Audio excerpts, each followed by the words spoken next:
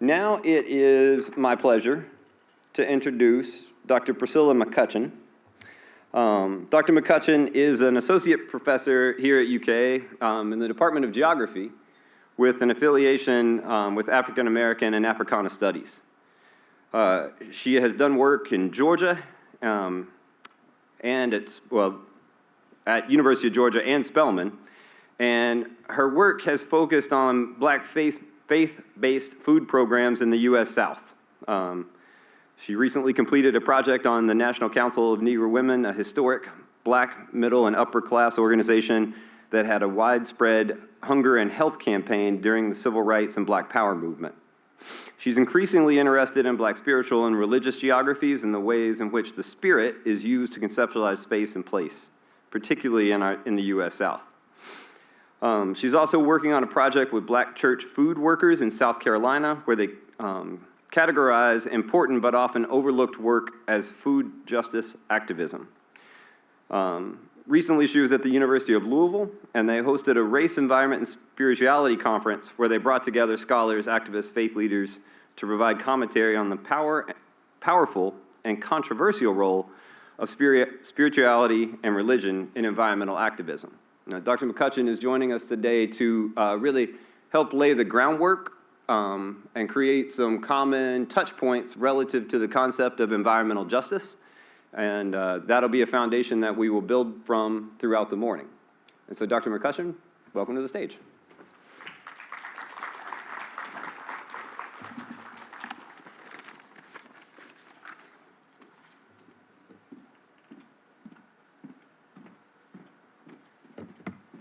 Let's see. Just this. Okay. Yep. So forward, backwards. Okay. Thank you all so much for having me. I should make a note that I am an assistant professor, but I do go up for tenure, and so I am claiming that I'll be an associate professor this time next year. So thank you for giving me that title already. So, I'm really excited to be here and talk to you all a little bit about environmental justice and environmental racism. I know that there is a process and a system for submitting questions that is very sophisticated. I'm 39 years old, but kind of living in an 89-year-old's body, and so I am not super technologically sophisticated. If you have any questions, you can also ask me these questions because I'm used to teaching, so feel free to ask me questions, any questions that you have out loud. And I will also start a timer so as to keep myself on time as much as possible. So just really quickly, I wanted to start off with a few brief definitions. One is about environmental racism. The other is about environmental justice. And so this definition of environmental racism, I really, really enjoy because it centers race. One of the things that I often tell my students at UK is that to have any kind of discussion of social justice in the environment, we have to talk about race, and we have to actually use the word race and racism that often people have hard times talking about. And so this is by Ben Chavis that we'll kind of circle back around to a little later on in the presentation. And so the definition is really straightforward. Environmental racism is racial discrimination in environmental policymaking and enforcement of regulation of laws, the deliberate targeting of communities of color for toxic waste facilities, the official sanctioning of the presence of life-threatening poisons and pollutants in communities of color, and the history of excluding people of color from leadership of the environmental movement. To me, it's really straightforward, it's really simple, but in the environmental justice movement, it's also incredibly hard to prove. One of the things that's really complicated in the environmental justice movement to prove is intent. It's really hard to prove that any type of facility or any type of industry actually intends to discriminate against a community of color. Now it can be incredibly obvious, but most people in documents and written documents are not going to say that they actually meant to discriminate against a community of color. And they will often find many reasons and use lots of coded language to say that they did not mean to discriminate against a community of color. So again, we'll kind of come back to that. and talk about why it is so hard to really discuss race in many situations, especially in the environmental movement. Okay, and so the second term, or the second slide, is just really to kind of get people thinking, and this is something that I use with my classes and something that I often keep in the front of my mind.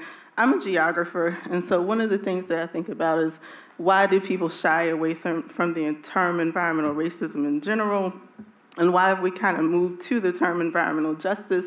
Environmental racism predated environmental justice. Environmental justice is used for a particular reason. It's a broader term. Some people say it includes more communities.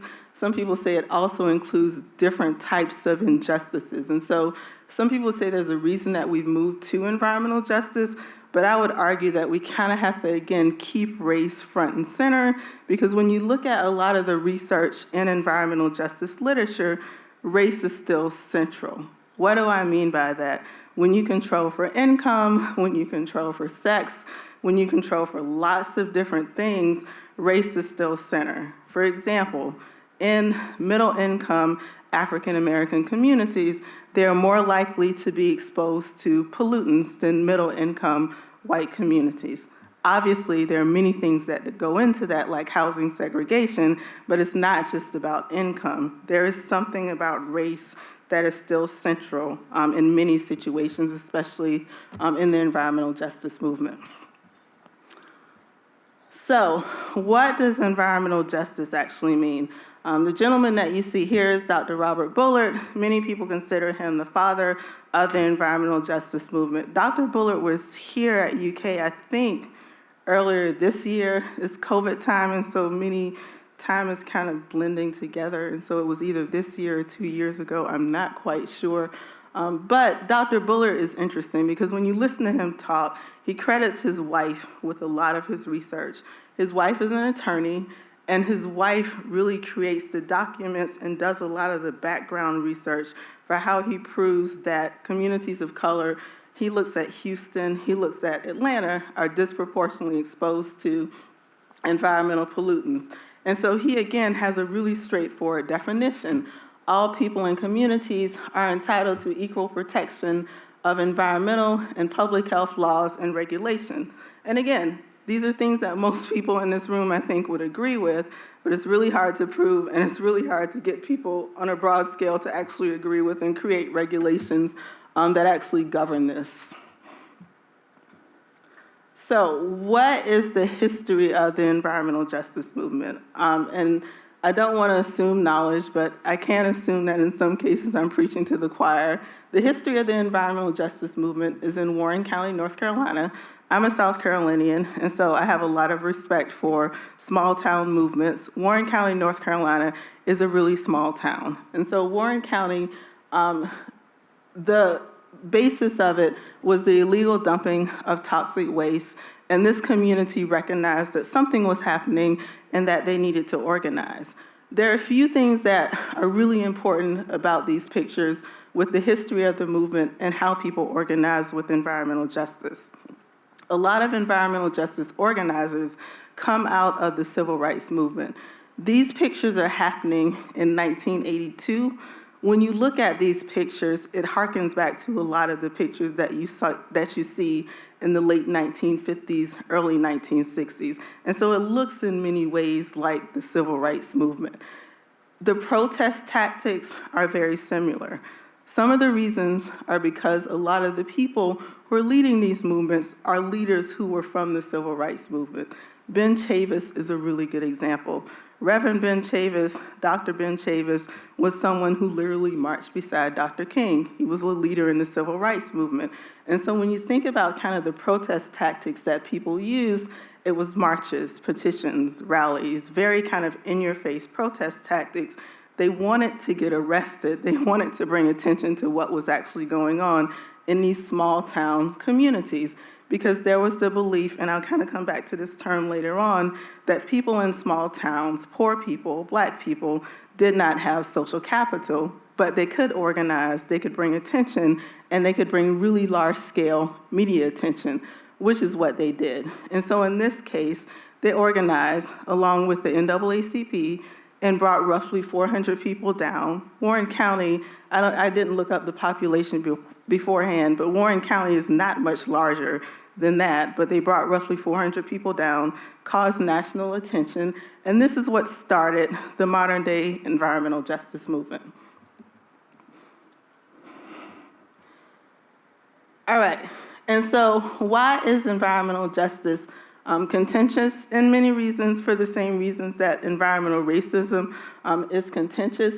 A lot of the literature talks in many ways about the mainstream environmental movement. What that means, you can kind of fill that in your own way. And so you can think about organizations that many people, including myself, have been in at some point in my life, like the Sierra Club, organizations that are geared towards conservation and preservation. To be clear, I'm not saying that there's anything wrong with these organizations.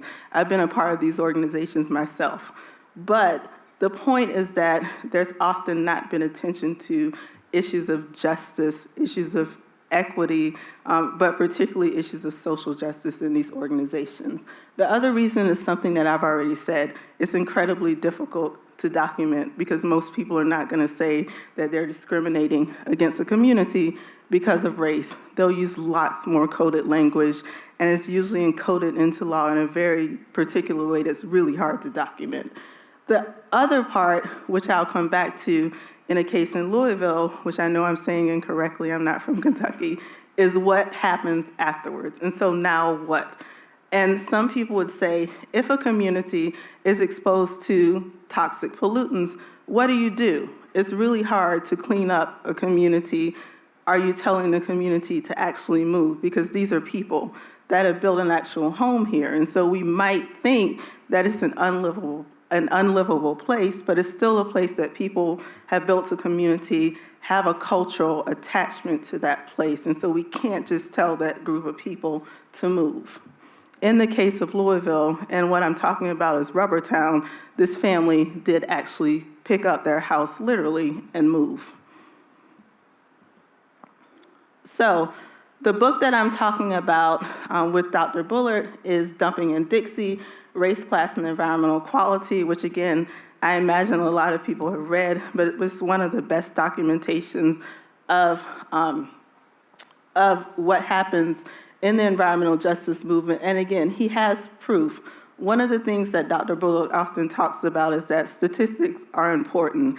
I'm a human geographer, and so I fall kind of on the abstract social theory side of things, but he talks a lot about the importance of proof and the importance of having statistics to prove that environmental degradation is actually happening.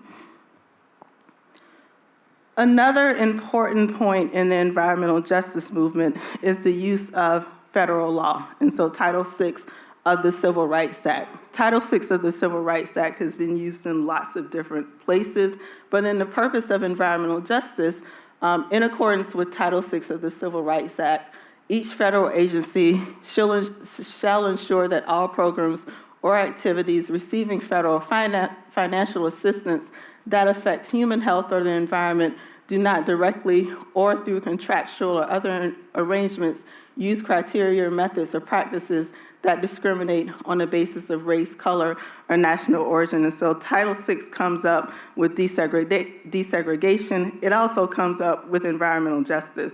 And so this is what is really forcing people, because a lot of agencies, a lot of private facilities also use federal funding. This is what is really forcing people to look at environmental justice. And so when you see all of these environmental justice arms being involved in federal agencies, a lot of this is coming because of force, which has often happened with any type of desegregation efforts. It doesn't mean that they're fully funded, but they have happened. So what are some of the economic, social, political, and race-based explanations for environmental injustices? A lot of it is housing segregation. Everyone knows the history of housing segregation. As we often talk about, we don't live places just because we want to. We often live places because they were planned that way.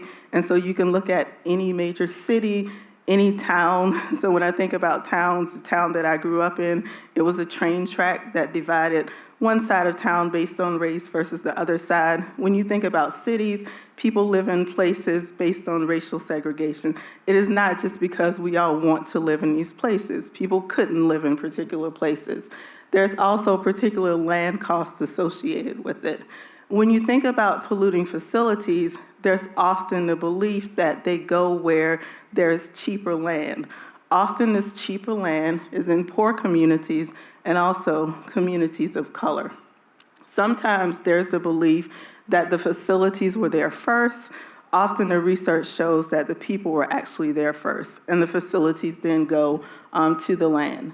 The second one is a little more interesting, I think, to kind of think about, which is kind of the social political explanation, and that is when we think about social capital. One of my favorite books to read, and I think of myself as a lifelong student, I'm a professor because I like being in school, is Social Capital. And so there's this book called Bowling Alone by Robert Putnam, where he talks about the importance of social capital. Social capital, different communities have social capital. Social capital has nothing to do with intent or effort or how much we want to participate. What it does have to do with is how much opportunity we have to participate. So it is, what time? 9 o'clock, earlier than I thought, on, I don't know what day of the week it is, I should, on a Thursday. And at 9 o'clock on a Thursday, I have a somewhat flexible job. I am able, in many cases, if I wanted to participate in some type of polluting facility coming to my neighborhood, I have a flexible job. I can do that.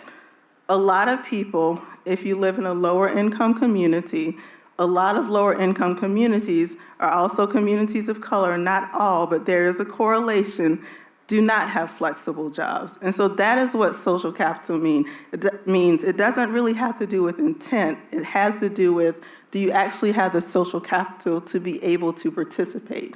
And so oftentimes, if people don't want feedback, they will have things at times where they can't get feedback.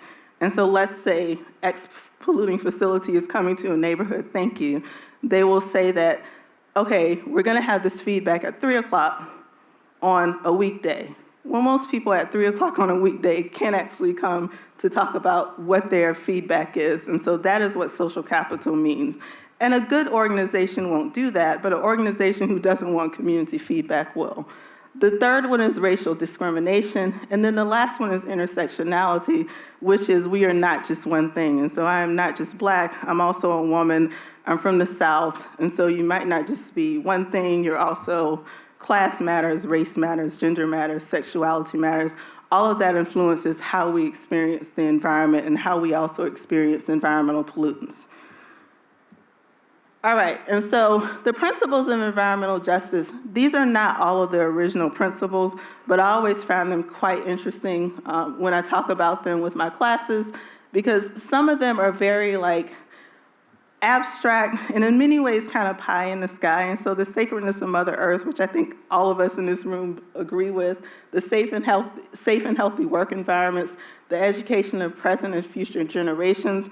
But the other ones that I didn't include if you ever Google the principles of environmental justice, are ones that are really social justice oriented. And so they talk about, for example, the ability of people to say no, for example, to war. They're very controversial in many ways, and so they speak to issues of race, and they speak to social justice, and some people would say, what do they have to do with the environment? But it goes back to how we understand what the environment means for different groups of people, and how we bring issues of race and equity and social justice into our understandings of the environment.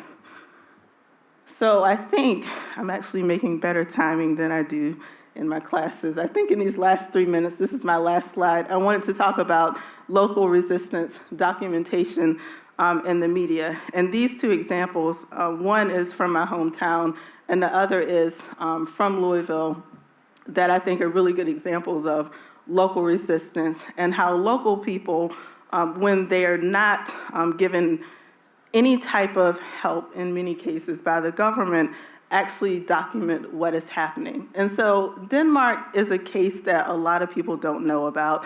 Denmark is roughly, I think, 90% African American. It's a huge town. It's not. It's 3,000 people. And what happened in Denmark is very similar to what happened in Flint, Michigan. And the same people, researchers who documented Flint, Michigan, also documented what happened in Denmark. The way that it got started, though, was by these two people who are sitting on the left of your screen. They knew that something was wrong with the water. It was all brown. And so they started taking water samples because the mayor of the town refused to actually take water samples because he also knew that he didn't actually want to document it. And so if you see what they're taking water samples in, they're using milk jugs, they're using any types of containers that they have, they're using old spaghetti bottles, and they take these water samples. They call the researcher from Michigan State, and they say, we saw what you did in Flint, Michigan. Can you come down to Denmark, South Carolina? And so they came down to Denmark, South Carolina, and they figured out that they were using a particular chemical in the water, and it's well water, that is actually not, that they should not use, and it's actually not sanctioned by the CDC, and they've been using this chemical for the last 10 years. And this was, again, done by these two people, and they're finding a way to remedy it, but they're still getting government resistance. Rubbertown is a case that a lot of people probably know about because we are somewhat local. Rubbertown, in terms of environmental justice, is one of the best documentaries that I've ever seen. And when you look at it, it is because, and I'm forgetting the person's name who's in the video, but she talks about documenting her health concerns and her daughter's health concerns, and also her granddaughter's health concerns. And again, she's noticing that there are lots of people getting sick in this area. And in this case, there are poor white rural people, and then urban poor black people who are also getting sick.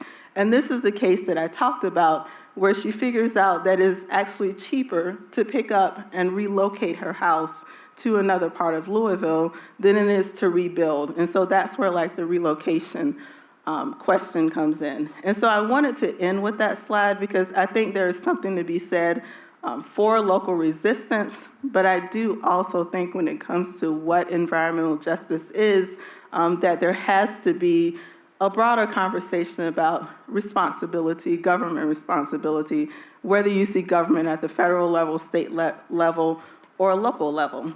That is all I have for you. Thank you all for listening.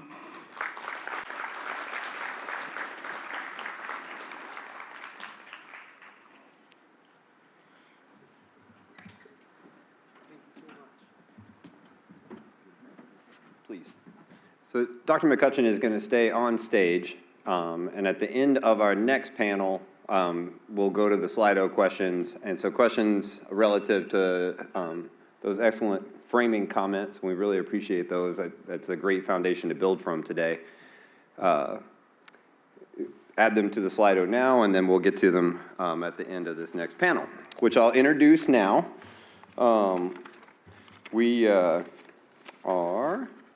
This next panel is really going to set a good baseline relative to some data sets and initiatives that are already happening at the state level.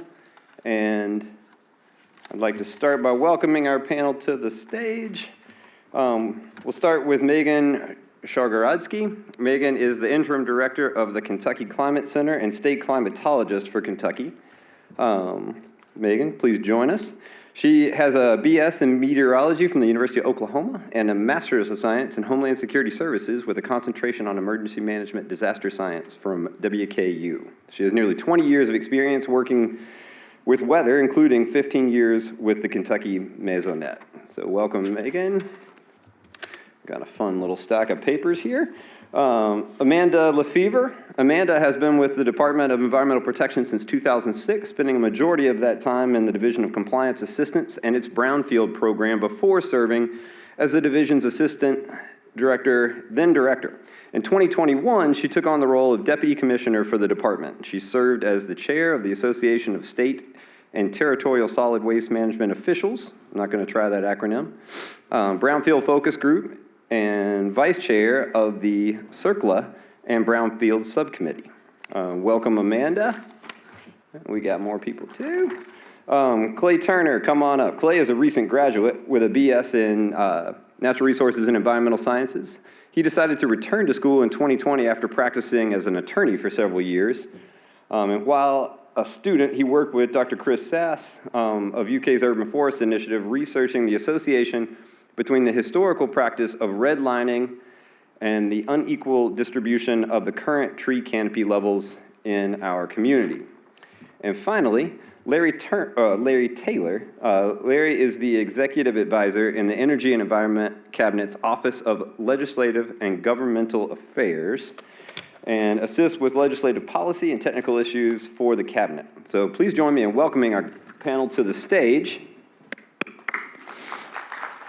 We're going to go Amanda, then Larry, then Megan, then Clay. And as they, again, please use Slido for questions that you have. Thanks. And then forward, back. Okay, awesome. I think I got that. All right, good morning, everyone. My name is Amanda LeFevre, and I serve as Deputy Commissioner for the Department for Environmental Protection. And first of all, I want to thank Bluegrass Green Source for having us here today and to talk about this, these incredibly important subjects, from environmental justice to solar and everything in between. And hopefully we're making good connections today.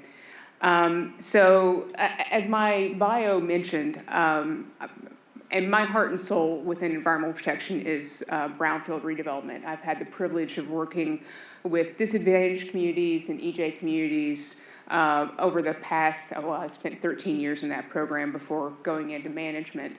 And it was my wake-up call. And I think for a lot of us, when we actually start having conversations with communities, it is truly a wake-up call that the barriers that we face on a daily basis are totally different from a lot of the barriers that our environmental justice communities face.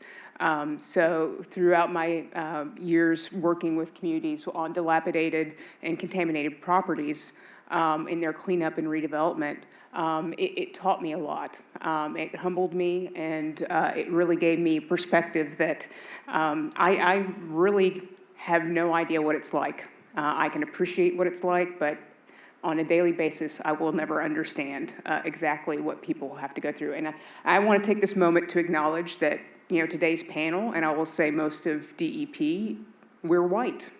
So that we have to take that moment and step back and realize that we come at that with, that disadvantage of not understanding. So I will tell you that outside of the strict EJ work that we're doing, we're also working on our diversity and inclusion, because the more diversity that we have within our ranks, within our employees, the more those perspectives come out in earlier conversations. So that informs our decision-making and our planning at earlier stages. And we want to have a workforce that is diverse and comfortable in expressing themselves in the workplace. So those are really, really core things that we're working on at DEP and EEC in general.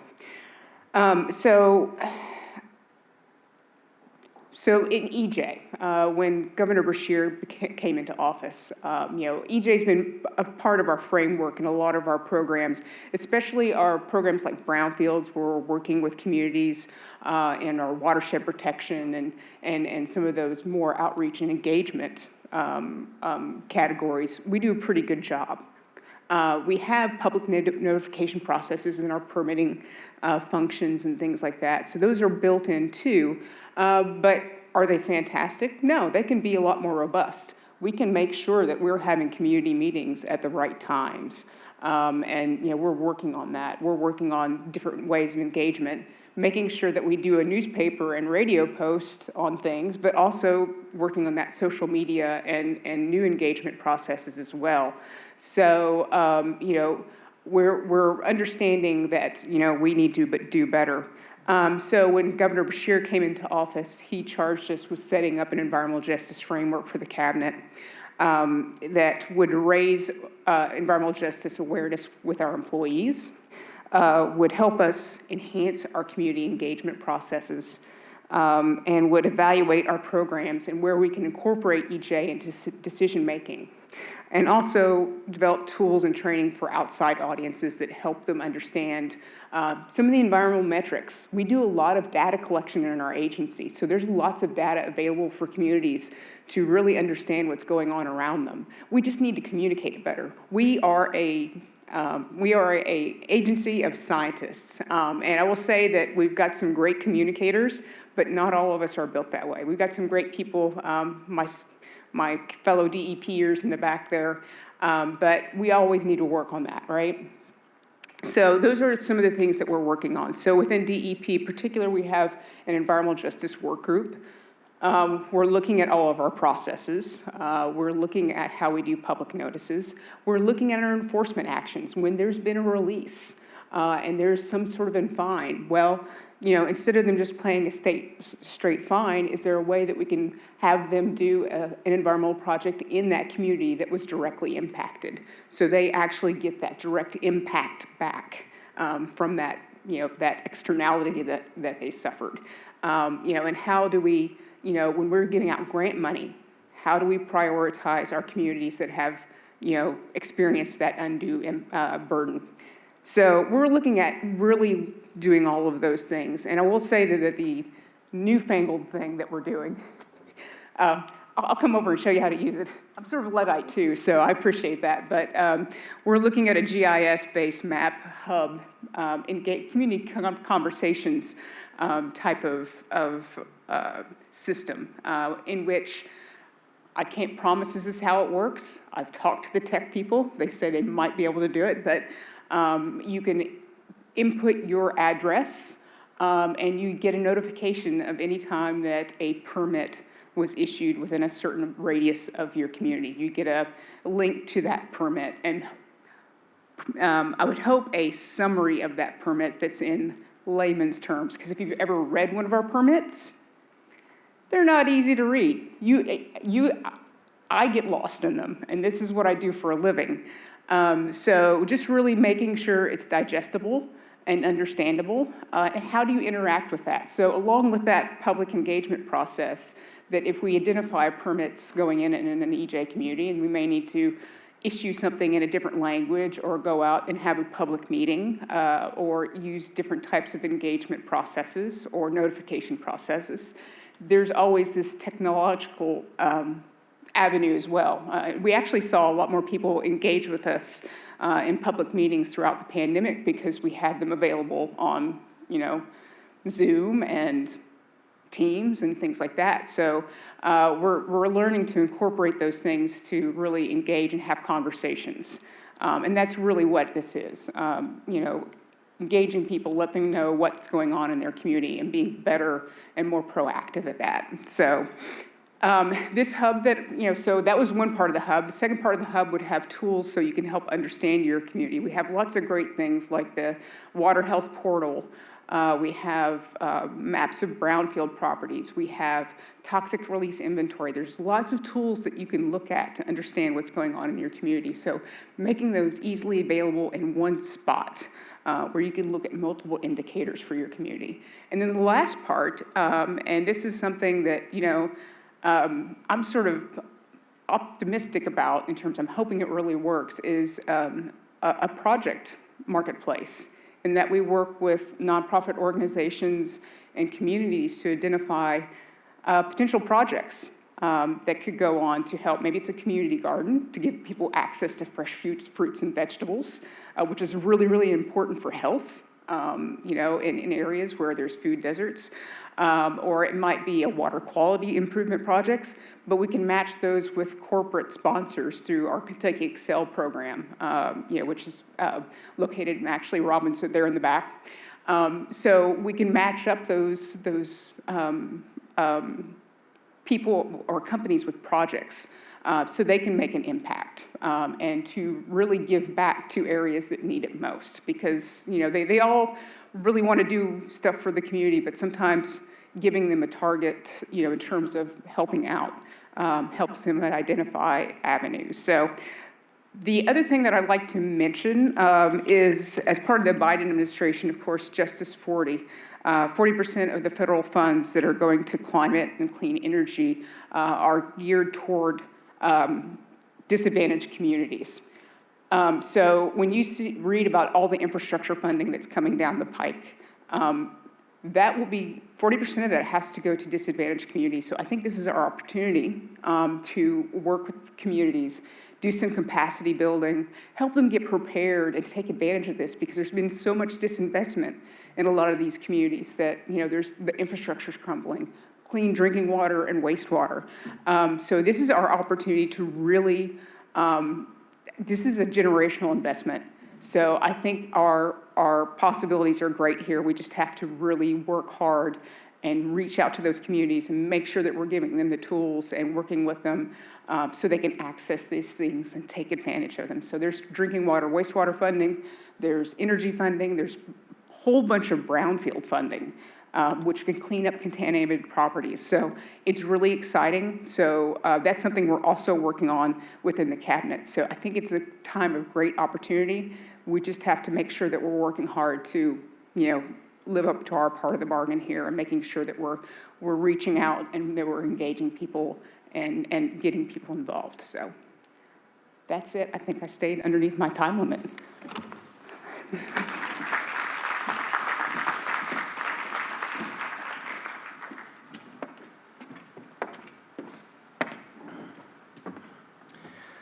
While they're getting that set up, I'm surprised that Amanda was able to get through all of that information in such a short period of time. So I will go on and tell you that some of the things that Amanda talked about as far as tools that can be used for evaluating climate and environmental justice, I'm going to try to touch on a few of those today in this short period of time.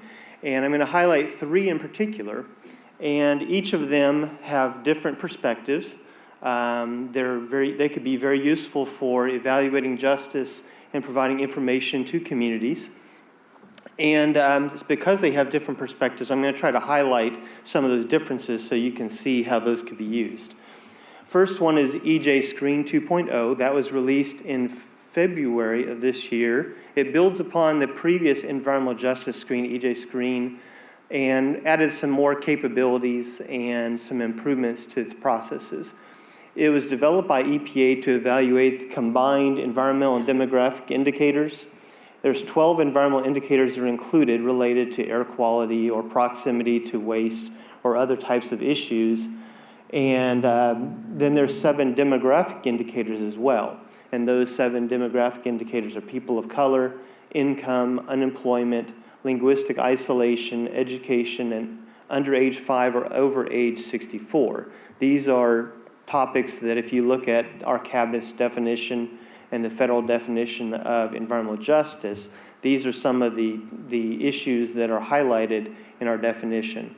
And then it shows graphically environmental, demographic, and EJ indices. And so those 7 demographic indicators also are wrapped together into one demographic index. So it combines all those 7 together to come up with a score. So regardless of whether it's the 12 environmental indicators or the 7 demographic indicators or the combined demographic index, those can be shown graphically on a map, and it shows the distribution of that score compared to other scores within the state or the nation or the EPA Region 4 in our case. And it also allows you to combine that demographic index with each of those 12 environmental indicators to give an EJ index for each of those 12. So combining the demographics with those proximity to waste issues or air quality issues, just to show how that compares across the state or the nation. It's map-based, and it can be, you can select a point or a line or a polygon or a census tract. It's also nice that you can add a buffer, so you can say within a quarter mile or a half a mile or 10 miles of that point or line or polygon, what is the demographic or other environmental indicator near that area. You may ask, why would we use a line? We used the line just this last December when the tornadoes hit Western Kentucky, and we were able to map the path of those tornadoes and identify where are the environmental justice related communities within a certain half a mile or a mile distance of those that could have been impacted by the tornadoes. So that's just one example of where we've used this tool to be able to get more information about the communities near certain interests. It allows for reporting both standard and other types of reports. Several reports can be selected. And now it allows for import of other shapefiles from GIS shapefiles. So that allows you to pull in your own data or your own shapefiles to compare those to the other that are included in the EJ screen. And it now also allows for saving of sessions. So we can go back and look at previous projects, and you can be able to replicate those and revisit those after you've used it. It's not a one-time use. You can save the file and then open it back up again in EJ screen. Here's some examples of what the output would look like. I know it's impossible to read that, but on the left-hand margin of the map, there's a map in the back that shows, and I can't even read it from here, but it's, there's the environmental justice indicators, the pollution and sources, the demographics or social indicators, and allows you to drop down each of those boxes. If the first one, environmental justice indicators, is clicked on here, and it actually is the 2017 NADA data, the air toxics cancer risk. And so in central Kentucky there, it's hard to see, so we'll zoom in. This shows Lexington and Paris and other areas north of Lexington. You can see that the red dots are for air toxics cancer risk EJ index. So just a reminder, this is the demographic index combined with the air toxics cancer risk based on the National Air Toxics Assessment 2017 data. And if it's red, then that's the top 5th percentile. So it compares the score for that area to other scores within the census tracts within Kentucky or the nation, and you can graphically show the top 5th percentile, the top 10th percentile in orange, or the top 20th percentile in yellow, and then it goes on down with varying shades of gray. And I would like for you to kind of, in your mind, file this picture in your mind. You see where the red area is. The previous one was, I think I go back here. The previous one was air toxic cancer risk. And then this one is just the demographic portion of that. You'll notice that kind of to the east of Lexington, there's a red area there that demographically, it shows to be in the top 5th percentile for people of color, age, income, those type of things. But if we go back to air toxics, you notice that same area is orange. So from a demographic standpoint, it is a high demographic value of 5th percentile, but a top 5 percentile, 95th percentile. But when it comes to air toxics, it's more in the top 10 percentile. So filing that away, we go on to the climate and economic justice screening tool. This tool was just released in February as well. It's still in beta version, so it's still being revised and refined. It was a result of the Executive Order 14008, which in January 27th, I believe, of 2021, there were 3 different executive orders that were issued related to environmental justice or other types of justice issues. And that particular one was related to climate change. And that's important because this is the Climate and Economic Justice Screening Tool. It required the White House Council on Environmental Quality to develop a geospatial tool to identify disadvantaged communities for the Justice 40 initiative. The Justice 40 initiative, as Amanda had mentioned, designates 40% of the overall benefit of federal funding to disadvantaged communities. So there had to be a tool that could identify where are those disadvantaged communities. The Council for Environmental Quality developed this tool, and revisions, I believe, will be expected. One of the things that was somewhat controversial is that they did not include race in this tool. And there have been many comments that were released on that and that have already been published as concern about race not being part of the climate and economic justice tool. Comments are still being accepted, and just like the EJ screen, the slide showed the web address for that. That web address gets you to the climate and economic justice screening tool. When they developed that, they considered EJ screen as well as several other tools that are available and looked at what elements of those can be retained, which ones do they want to add to, and which ones would they not retain. And they developed a tool that has several different topics: climate change, clean energy, clean transit, housing, legacy pollution, wastewater discharge, health burdens, training and workforce development. And you can see the indicators within each of those: ag loss, building loss, population loss, those types of things. So to be considered disadvantaged in this tool, it has to exceed a certain threshold or below a certain threshold for one of those indicators, and combined with low income and low higher education enrollment, or in some cases, low high school degree rate. So it's combined between one of those indicators and the demographic side.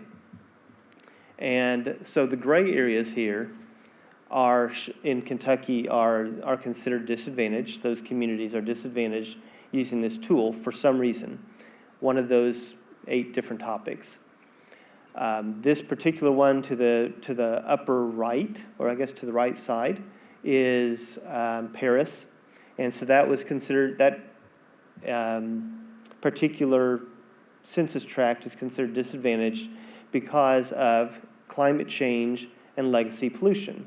If you click on that climate change, that drop-down box will show that that is based on the expected population loss rate of over 90 percentile.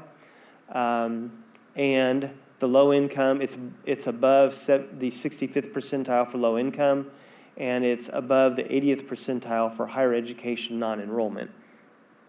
So each of those tools, you can drop that down. Now, the one thing, remember I told you to file that other picture away? If we go back to this, you can see in Kentucky it shows black and white, gray and yellow, actually. It's either on or off. It's either disadvantaged or not disadvantaged. The one thing that I did like a lot more about EJ Screen is it gives you that range. It allows you to look at, is this area the top 5th percentile? Is the top 10 percentile?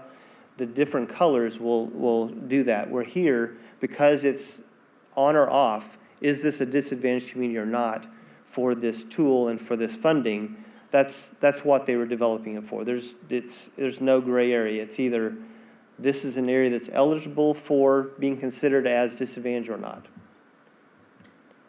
And then the last tool that I wanted to highlight is slightly different. The Toxic Release Inventory is a database that allows for information about specific facilities or geographic areas, and you can use this to identify how is waste being managed in a particular area, what facilities are in that area and what are they releasing, and allows you to look at those facilities in the geographic area. These are the different data that are available in there. I particularly like TRI Explorer, and it allows you to show in a table specific information about those facilities and what waste and chemicals that they manage and use. And just to compare it, I think I've already done that as we've gone through here. They have different purposes and different uses, and I think that they need to be used in conjunction with each other. They complement each other because they show different parts of the justice spectrum. So thank you so much.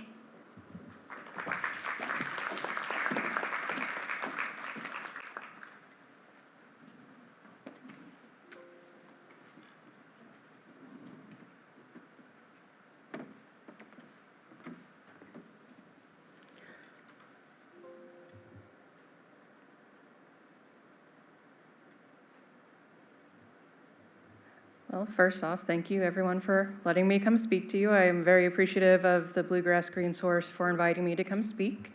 And as they are bringing up my slides, I'll go ahead and introduce myself. I'm Megan Schargorodski, and I am currently serving as the Kentucky State Climatologist. And how do I move it on here? Awesome. Okay. So, first off,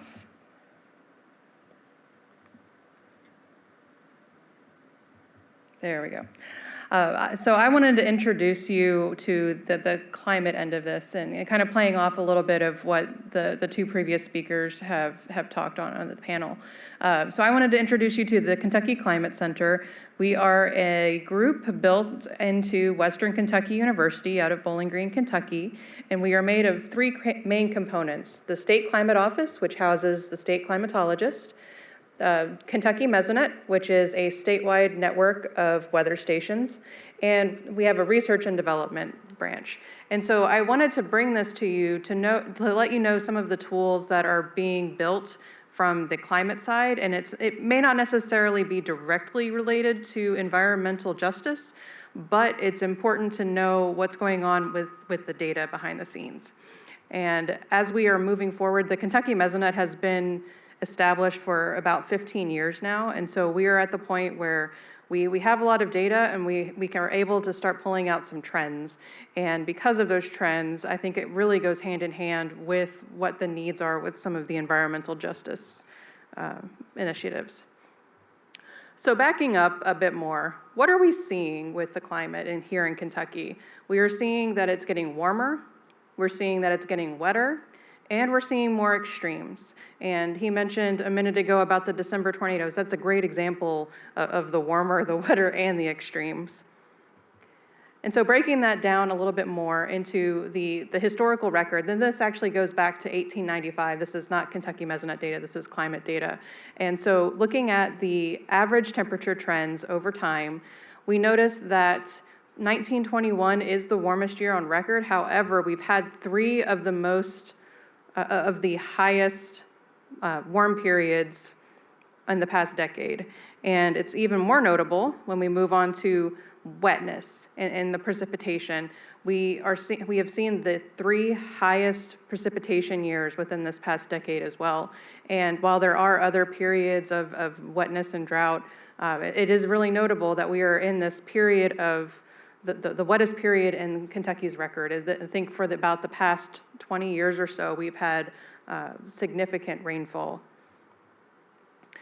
And so to back this up even more and to look at this at a nationwide level, you can see that this is, I guess to give a little bit of background, this is a comparison of the 1981 to 1981 to 2010 climate normals, and those are updated every 10 years, so this is the 1991 to 2020 comparison to that.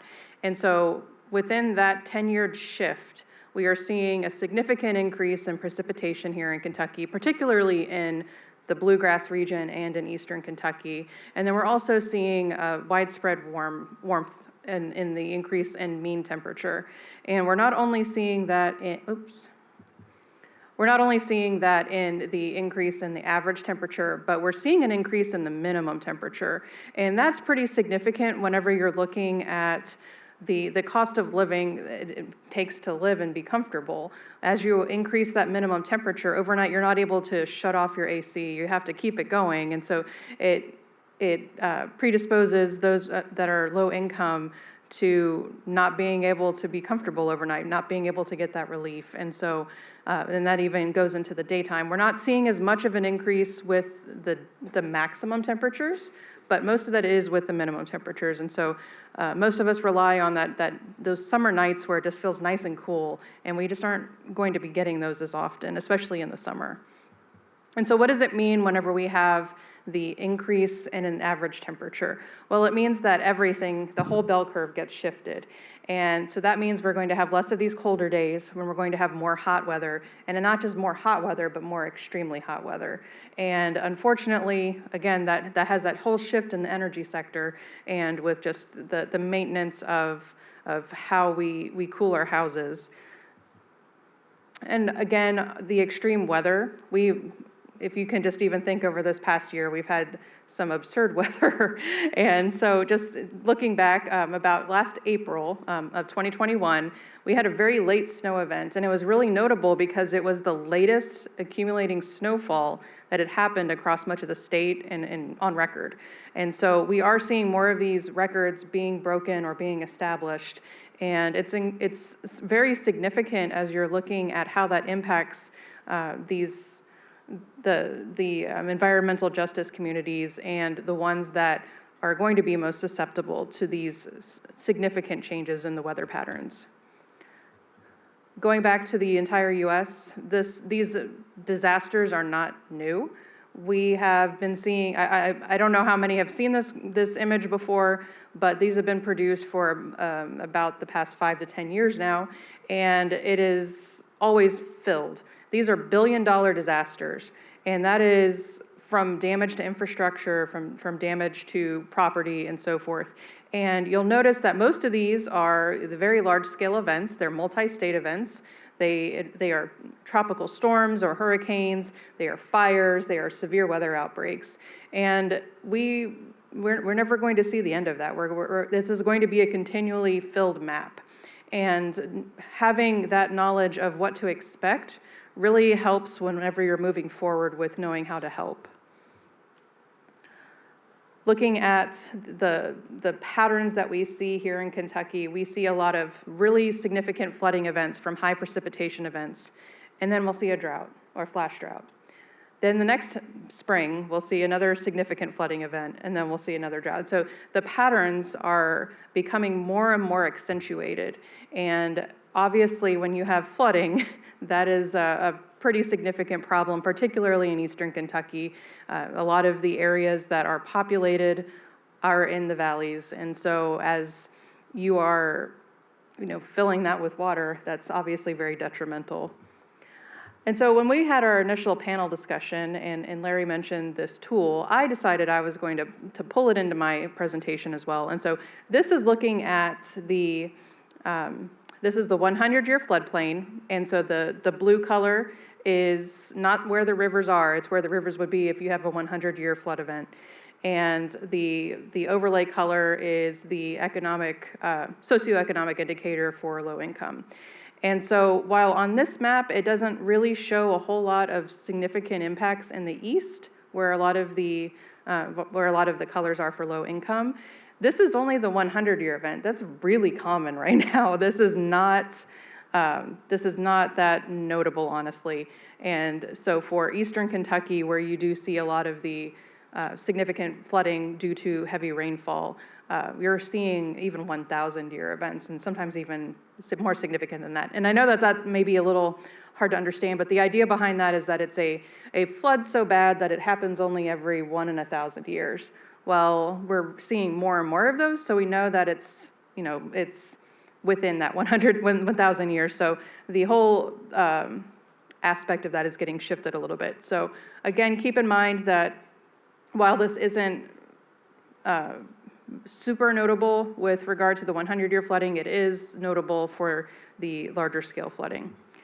And then I wanted to bring in the wildfire hazard potential. And I did not overlay the low income blocks on this, but I wanted to note that a lot of the area that you see that has the that kind of light yellow color, that is where the most significant wildfire danger is. And that is where is going to be the most susceptible to wildfire, especially whenever we have drought. So again, we're talking about the significant flooding and then significant drought, and both of these areas impact some of the most susceptible areas of Kentucky. So what is being done?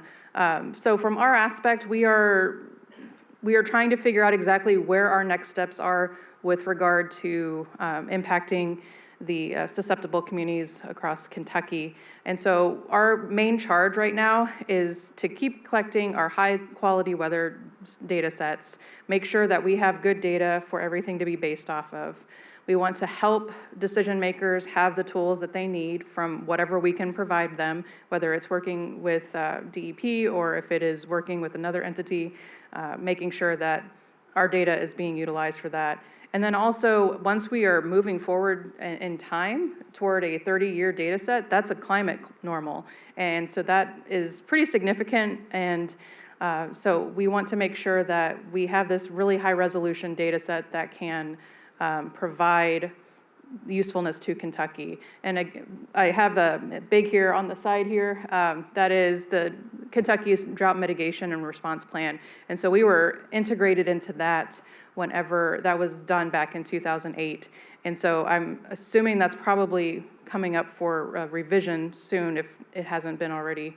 And I hope that we're able to work more directly with some of the communities across Kentucky, whether it's at the state level or whether it's at the smaller community level, and really helping with their mitigation plans, because we have the data and we want to help. And so getting that connection is really crucial as we're moving forward. And again, I'll say that the knowledge of what has happened and its impacts help shape how we can focus our efforts as we move forward and reduce the vulnerability across Kentucky. And that's my last slide. Thank you.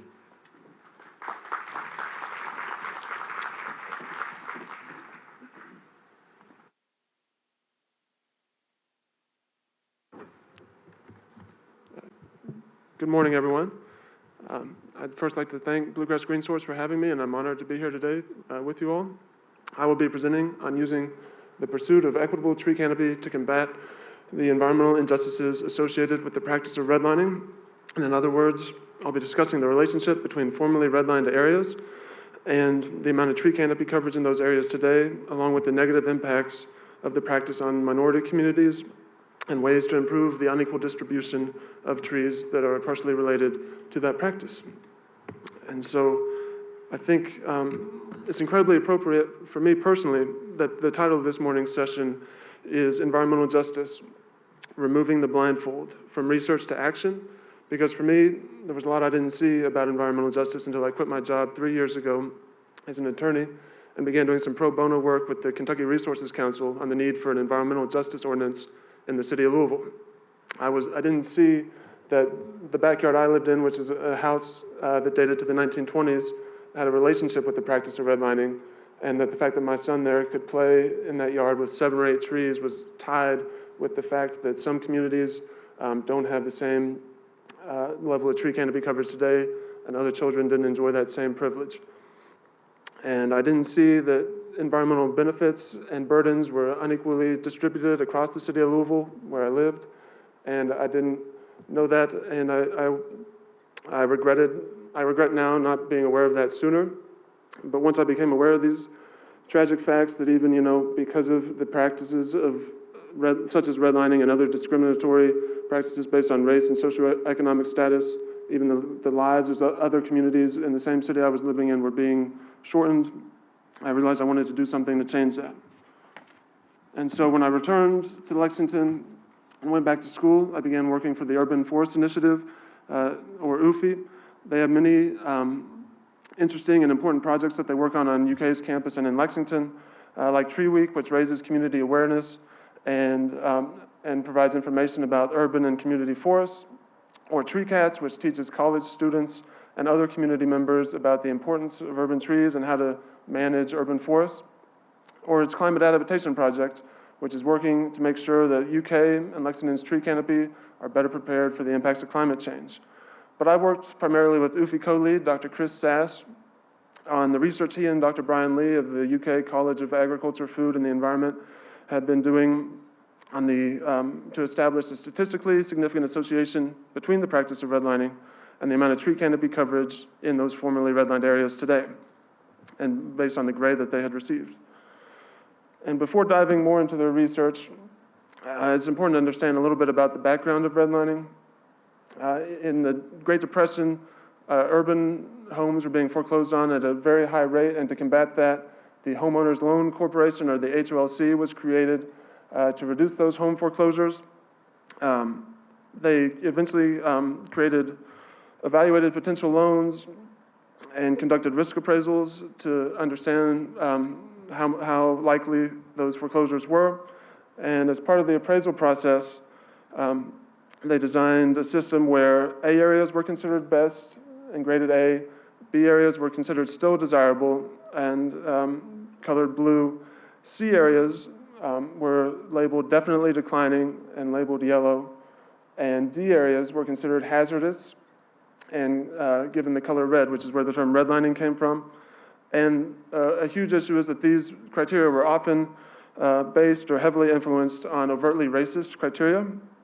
And as a result, the HOLC's appraisal system ultimately nationalized racial and socioeconomic lending bias.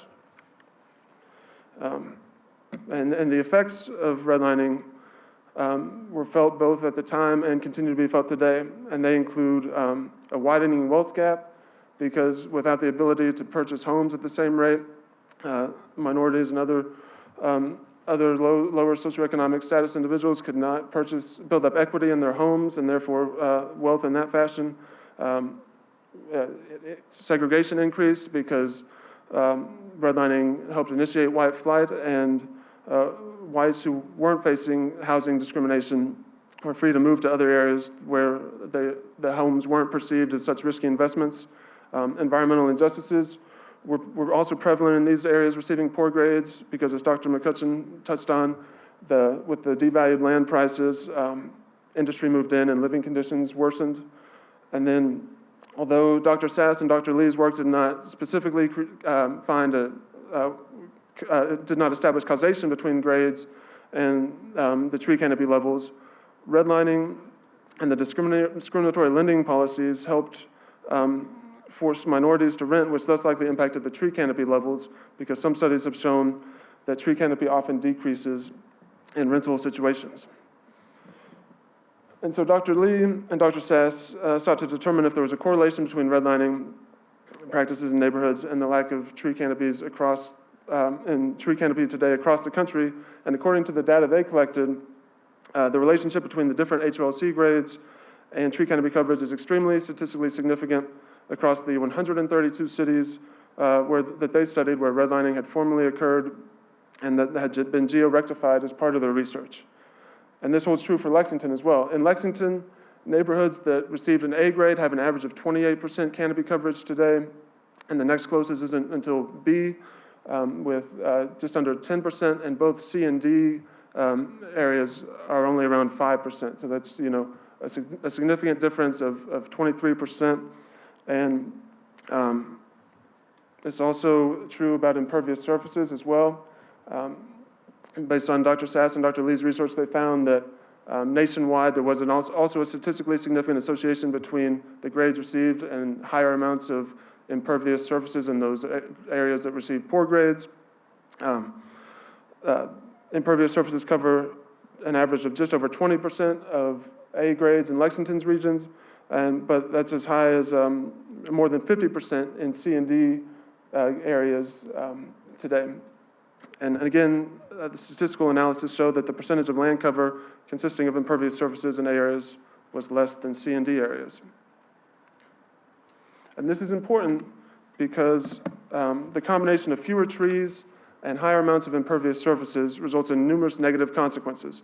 The urban heat island effect, which is where urban landscapes have higher temperatures than their more rural surroundings, is exacerbated when there are fewer trees and more concrete surfaces to radiate warmth. As temperatures change due to climate change, these communities will be less prepared to deal with those impacts, and because fewer trees often lead to higher temperatures. And then there are health-related impacts as well. There are more health events in areas with higher temperatures that are related to heat, including death. And there's an association between fewer trees and higher rates of cancer, heart disease, and respiratory issues. Residents of neighborhoods with more trees are also more likely to exercise and enjoy better mental health from being around more green space and trees. And trees also provide other ecosystem benefits, such as filtering air and the water for pollutants. And so this all constitutes an environmental injustice that needs to be rectified. And so one way to do this would be to utilize green infrastructure that can help resolve these issues in a more equitable manner.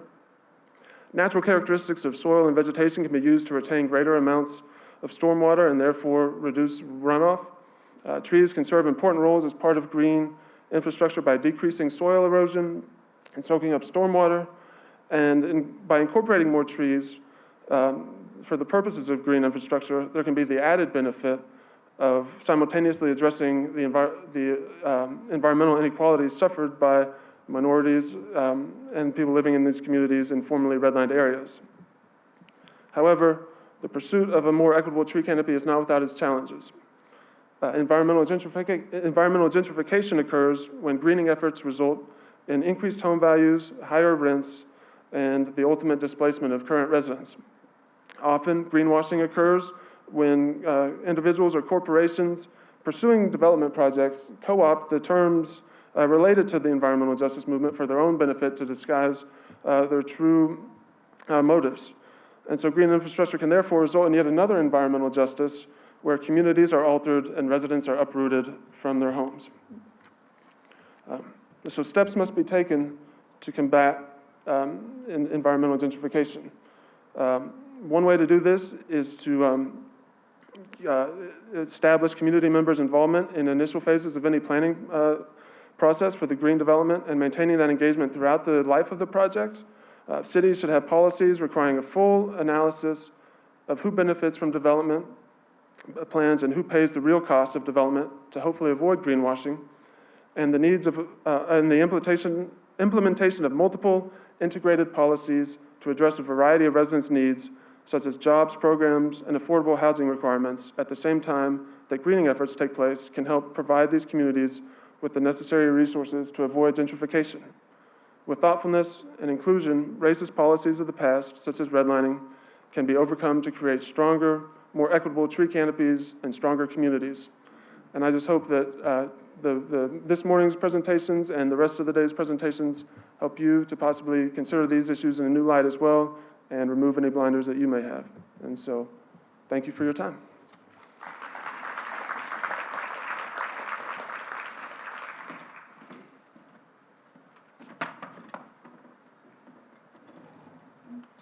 Wow.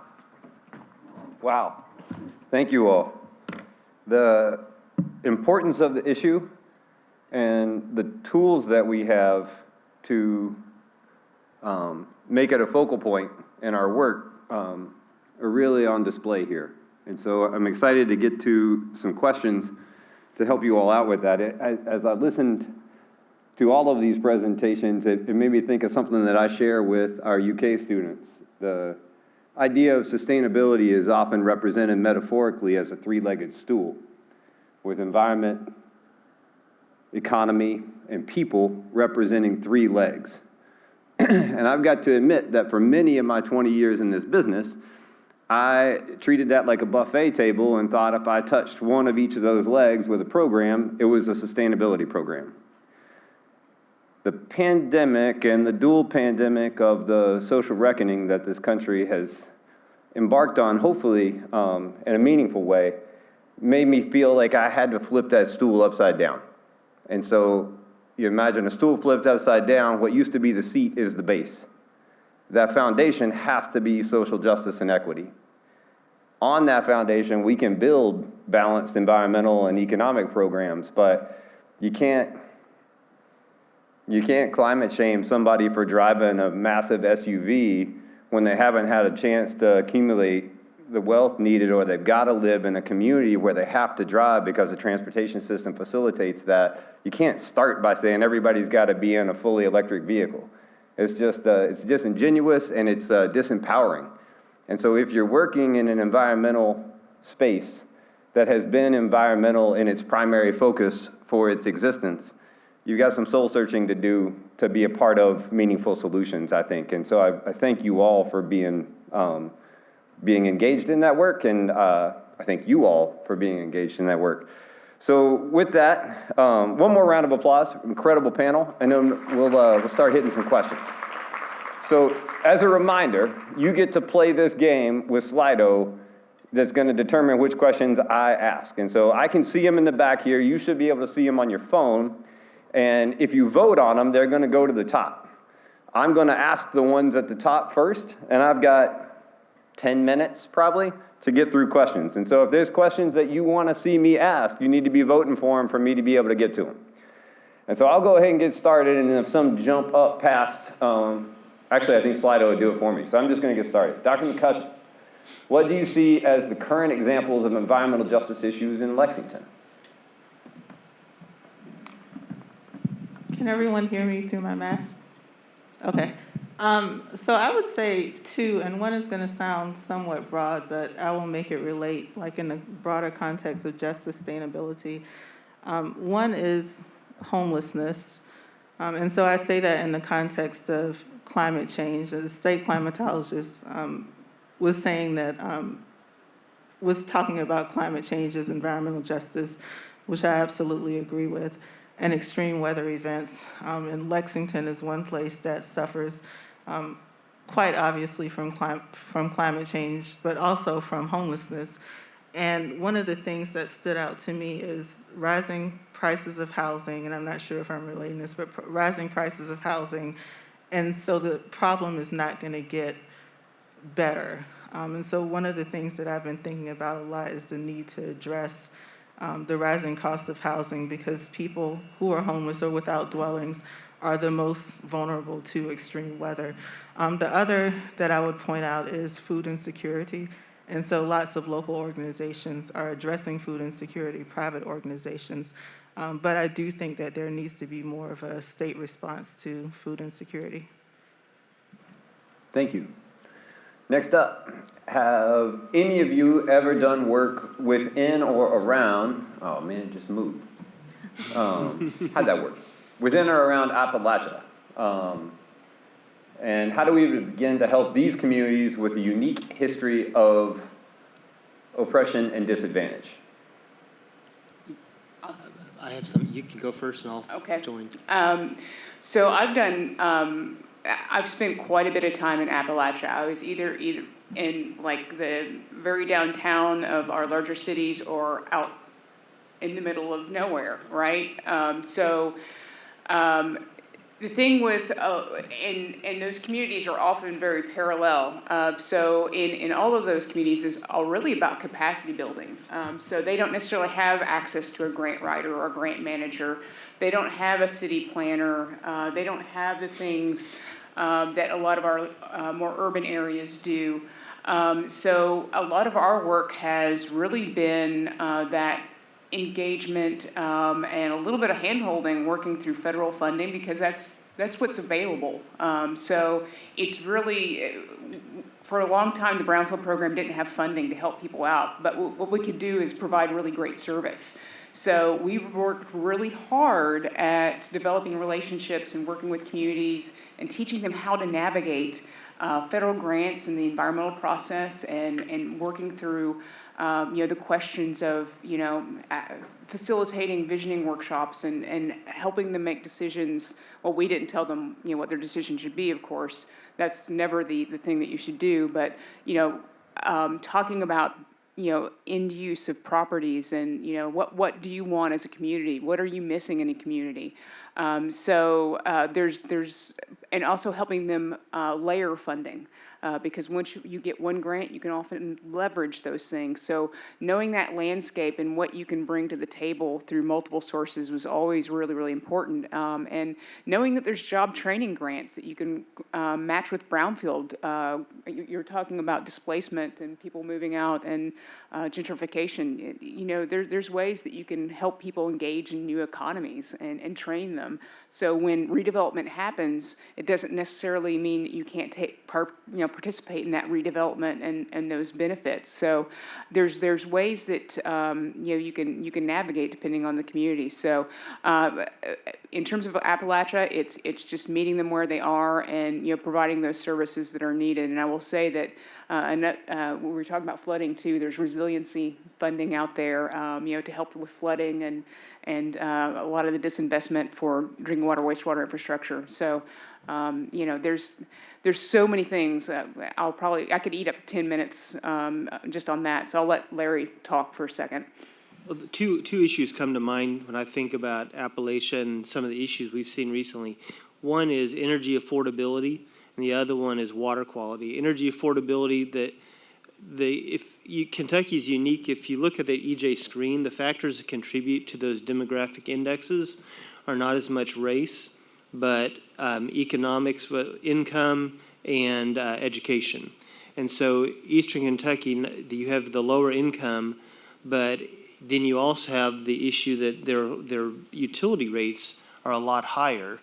And then the water quality, drinking water is a huge issue as well.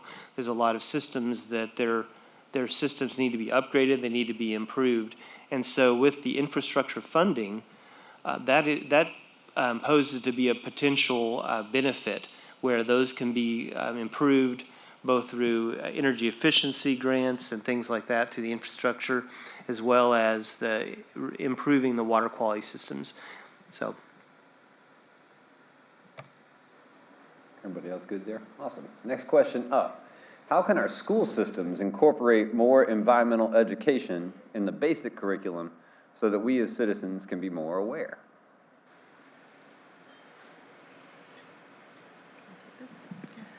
So I think the most important part is, yes, you should incorporate it into the school systems, but it also should be a discussion at home as well, and not just leaving it for studies, but also bringing it into your dining, your dinner table conversations, and making it part of your life, and making your kids know that you're interested in what's going on with the environment, what's going on with environmental justice, and so forth.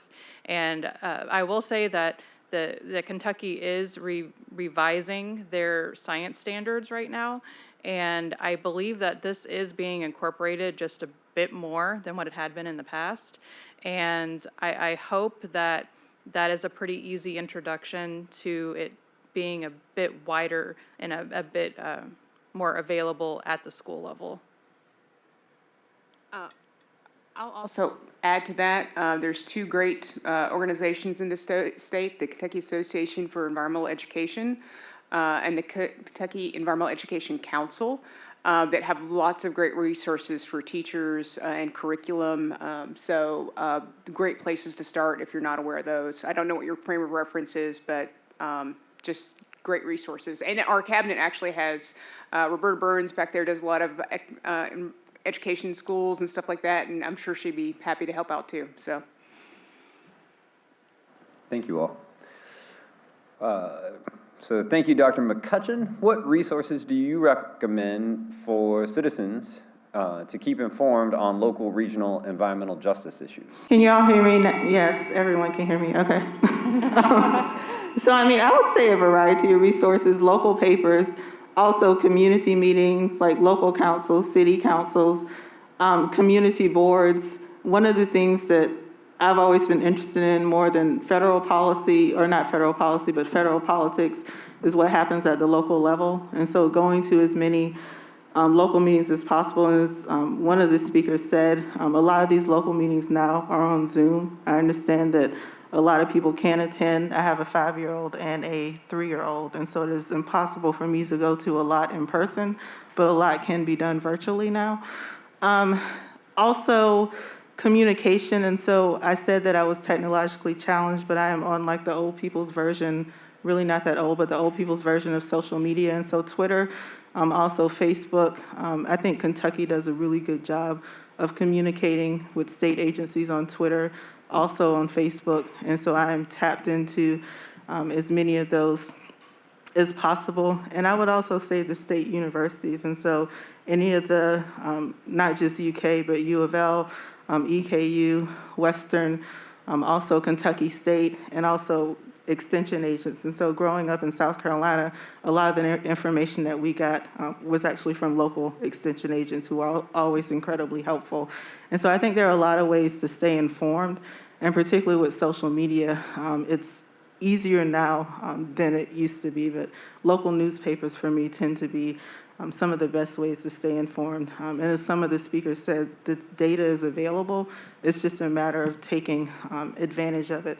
I would also say, in terms of resources, since we're at a university, undergraduate students, graduate students are often doing research projects, so undergraduate thesis projects, master's, PhD thesis projects on local environmental issues, and so they're often great resources. I'm a resource, other professors are resources, and we often want community connections, in part because a lot of us, self-included, are not from Kentucky, and so it's a way for us to be connected to the local community that we're in. Thank you. Okay. So, what advice and considerations do you have for organizations looking to incorporate EJ and environmental racism in their prioritization and planning efforts? And before I hand this over to the panel, I'll say that as part of our reimagining of the stool metaphor, we've asked ourselves that question as well. And what I tell students when I guest lecture, and it's kind of become my go-to rule of thumb, is to ask who's getting screwed worst in the situation that you're looking at, because they're probably not in the room with you, not at the table, they haven't been invited. But if you ask who's getting screwed worse as your starting point, then go find those folks or other species or whatever it is. That's a great place to start in terms of building a solution. I'll turn it over to the panel. I've actually, you have a wonderful lunch speaker, actually, Dr. Serena, you're right, and we've had this conversation before because, as a state agency, we have bumpers and things that we have to abide by, so sometimes, these conversations can be frustrating for people. So I had that conversation. I asked her at our governor's conference, what can we do? And when you're looking at incorporating environmental justice, looking at what you can do well and what you can do in a very genuine way and contribute and collaborate and have those conversations is really, really important. This should never be a glad-handing type of thing. So just being true to what you can do. We have many skills at DEP, and we have many skills that we need to work on. So just being realistic with yourself, what organization you're in, and making sure that you're doing everything with that end user, whether it be a citizen or a species. So Let's pause there. One more round of applause for this panel. Fantastic job. And then I've got some logistics for the good of the group. If you have not checked in yet, please do so. It's right through these doors. Bathrooms, if you go through those doors and make it right, you'll find them. We're coming up on a 30-minute break for an exhibitor and sponsor mingle, and so please spend some time getting to know and checking in with the other folks that are here, but also with the folks who've made it possible and brought additional resources. With the questions that we did not get to on Slido, we will engage with our panelists, and time and schedules permitting, we'll get some written answers, and we'll have that as a resource on the website for the conference post-conference, along with videos of each session and slide decks as you've seen them, because those decks were rich with resources that I saw a lot of people taking pictures of. So we'll make sure you get access to those. So I think with that, we've got a 30-minute kind of unprogrammed networking. Anything else I need to say? And if you could be back in your seats at 10:45 for our next panel, that'd be awesome.